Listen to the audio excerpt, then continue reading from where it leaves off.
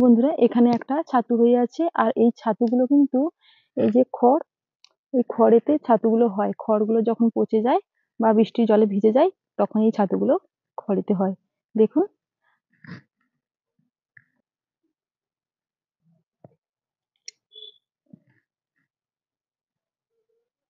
এখানে দেখো অনেকগুলো ছাতু আমি পেড়েছি। আর ছাতুগুলো দেখো কত বড় বড়। এই ছাতু দিয়ে আজকে বানাবো কোপ্তা। তোমরা কি কোনোদিন ছাতুর কোপ্তা খেয়েছো? যদি না খেয়ে থাকো, আমার এই রেসিপিটা সম্পূর্ণটা দেখতে থাকবেন।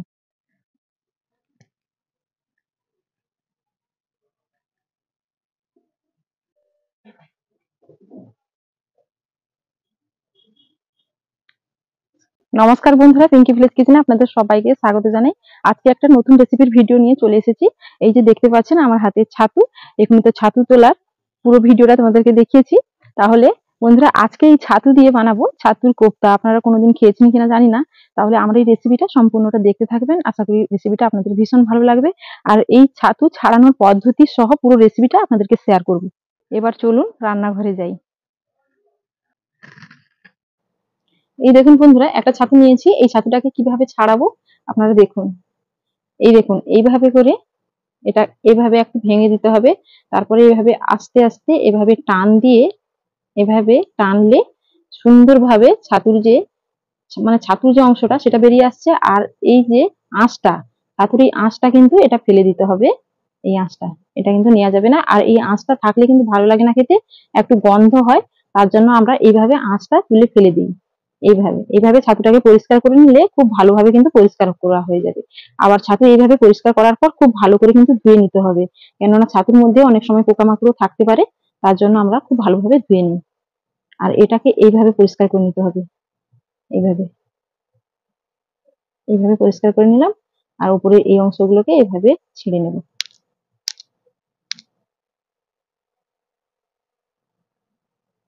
দেখো, এখানে ছাতুগুলো সব খোসা ছাড়িয়ে নিয়েছি। এবার ছাতুগুলোকে ধুয়ে নেব। এখন আমি চলে যাব পুকুর ঘাটে। খুব ভালো করে 3 থেকে 4 বার এভাবে চটকে চটকে ধুয়ে নিতে হবে।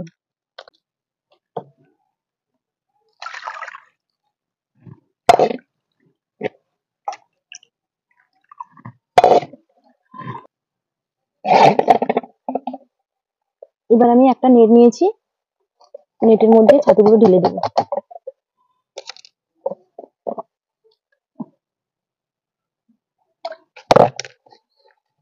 ওই গামলিটার মধ্যে জল নিয়েছি। এবার ছাতুগুলোকে এইভাবে ভালো করে চটকে রাখবো।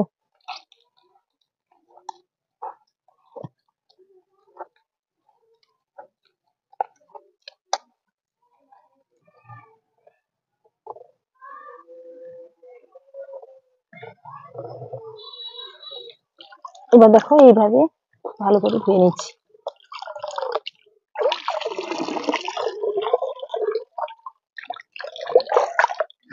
দেখো, এইভাবে চিপড়ে ভালো করে জলটা বের করে দিতে হবে।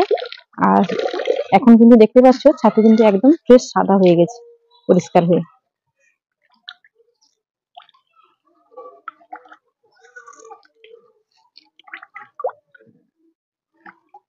একদম এইভাবে চিপড়ে চিপড়ে জলটা নিংড়ে নিতে হবে। দেখো, এইভাবে ছাতুটা ধুয়ে পরিষ্কার করে নিয়েছি। এবার দেখো কতটা শুকনো হয়ে গেছে। একদম কিন্তু শুকনো হয়ে গেছে। এই দেখো,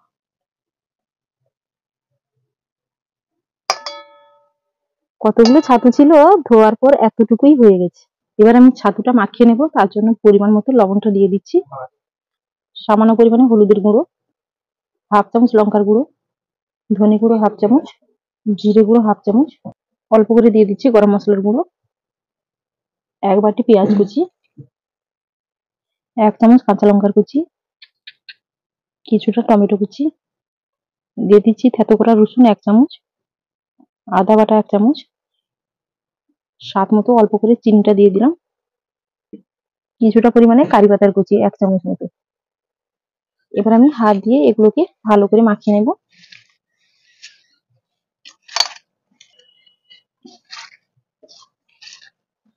এবার দেখো ভালো করে এইভাবে মাখিয়ে নিয়েছি। এবার এই বাটিতে আমি 1/2 বাটি দিয়ে দিচ্ছি বেসন।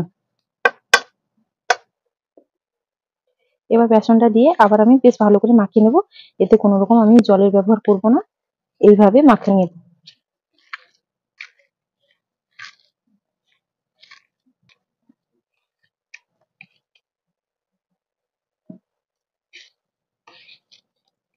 দেখো এইভাবে মাখিয়ে নিয়েছি, কোনো রকম কিন্তু জল আমি এতে দিইনি।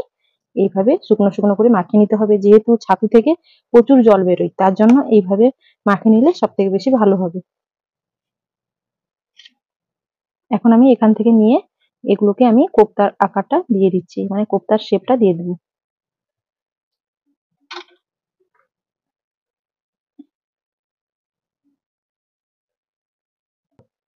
তো দেখো এখানে আমি কয়েকটা কোপ্তা বানিয়ে নিয়েছি এইভাবে। এবার আমি উনুনটা জ্বালিয়ে নেব।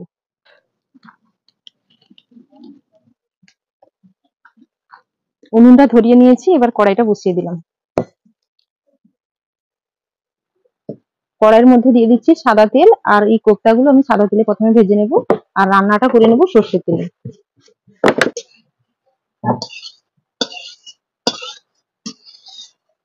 তেল গরম হয়ে গেছে, এবার কোপ্তাগুলো তেলের মধ্যে দিয়ে দিচ্ছি।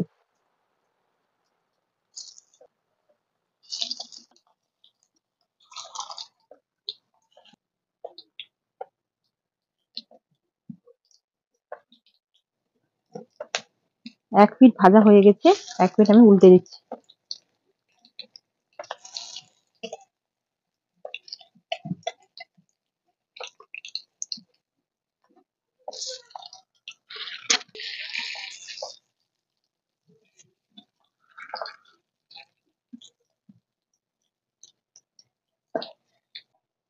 দেখো কোপ্তাগুলো আমি ভেজে নিয়েছি, এবার তুলে নিচ্ছি।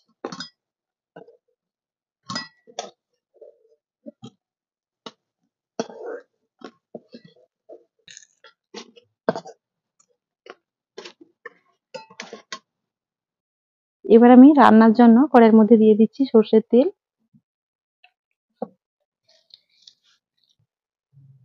এবার ফোড়নে দিয়ে দিচ্ছি একটা শুকনো লঙ্কা, দুটো তেজপাতা কেটে নিয়েছি, গোটা জিরে হাফ চামচ, গোটা মৌরি হাফ চামচ, আর গোটা গরম মশলা নিয়েছি, একসঙ্গে ফোড়নে দিয়ে দিলাম।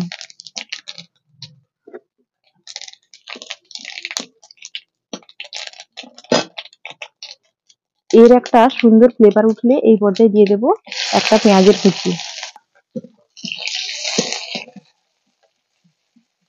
পেঁয়াজটা অর্ধেকটা ভাজা হয়ে গেছে, এবার আমি এর মধ্যে দিয়ে দিচ্ছি টমেটো কুচি। একটা মিডিয়াম সাইজের টমেটো কুচি দিয়ে দিলাম। এবার নেড়ে চেড়ে একসঙ্গে কষে নেব। এতে দিয়ে দিচ্ছি সামান্য লবণ, কেননা টমেটো খুব তাড়াতাড়ি গলে যাবে তার জন্য।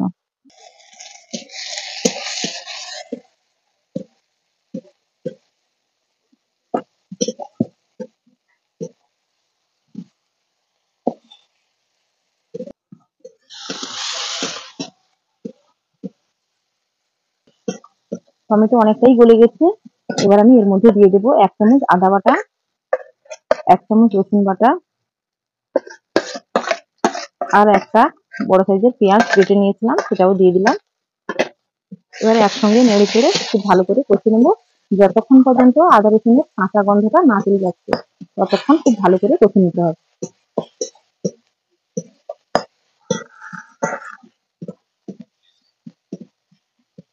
এখানে দেখো আমি লঙ্কার গুঁড়ো নিয়েছি এক চামচ, আর হলুদ গুঁড়ো হাফ চামচ নিয়েছি, একসঙ্গে জল দিয়ে গুলে নেব।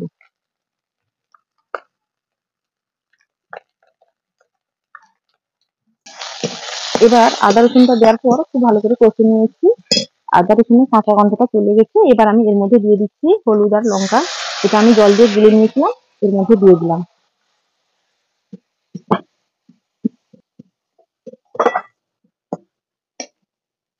এবার আমি এর মধ্যে দিয়ে দিচ্ছি জিরে গুঁড়ো এক চামচ, ধনে গুঁড়ো এক চামচ, দিয়ে একসঙ্গে নেড়ে চেড়ে ভালো করে কষে নেব।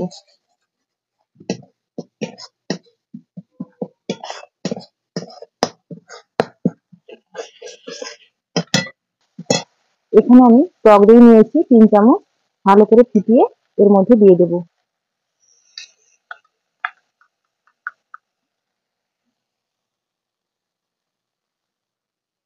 দিয়ে খুব ভালো করে নেড়ে চেড়ে কষে নেব।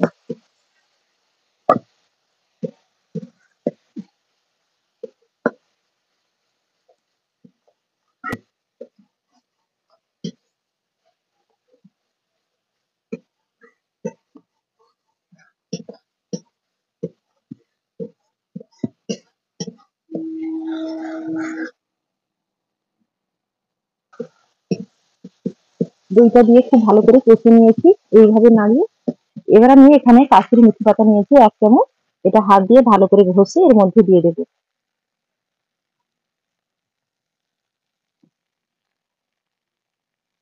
এতে করে ফ্লেভারটা খুবই ভালো হয়। এবার একসঙ্গে নাড়িয়ে আবার কষিয়ে নেব।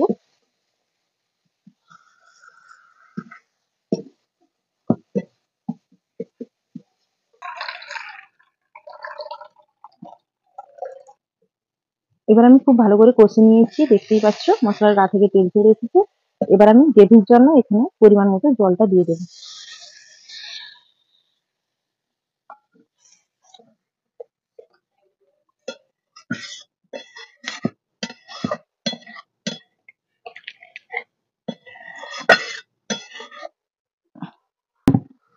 এখানে স্বাদ মতো সামান্য লবণটা দিয়ে দিলাম, আর স্বাদ মতো অল্প করে চিনিটা দিয়ে দিলাম।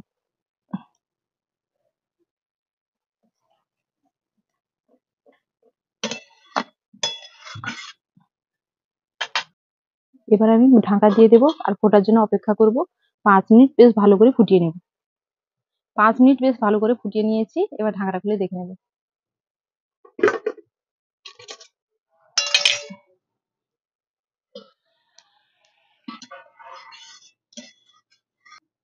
এবার ভেজে রাখা কোপ্তাগুলো দিয়ে দেব।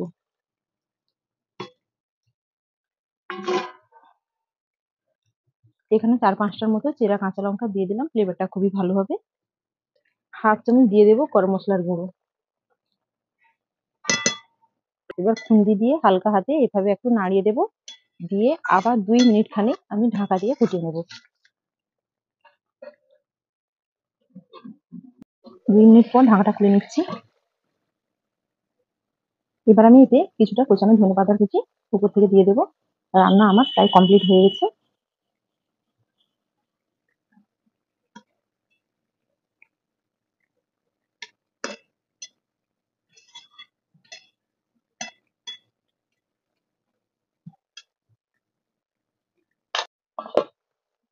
রান্না কমপ্লিট হয়ে গেছে, এবার আমি উনুন থেকে কড়াইটা নামিয়ে নিচ্ছি।